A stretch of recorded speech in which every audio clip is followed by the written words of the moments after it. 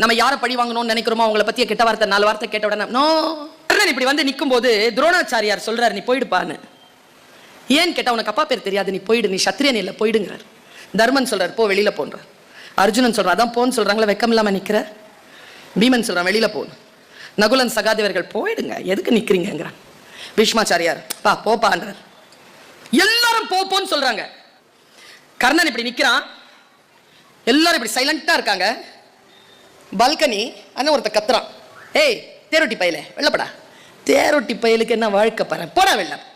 இவன் என்ன தெரியும் பண்ணா, கேமரா இப்படி வைட்ல இருந்துச்சா, அதை அப்படியே ஃபோக்கஸ் பண்ணி அங்க கொண்டு போனா, போய் க்ளோஸ் அப்ல ஒரு ஷாட் எடுத்து உள்ள போய் சிப்ல போட்டு வச்சுக்கிட்டான். மகாபாரத போர், துரோணர் இறந்துட்டார், பீஷ்மர் படுக்கையில் படுத்துட்டார். நீ வா, நீ தான் அடுத்த தளபதின்னு கூப்பிடுறான் துரியோதனை. கர்ணன் என்ன பண்ணான் தெரியுமா, முடியாது துரியோதனா போ, இல்ல இல்ல நீ வா,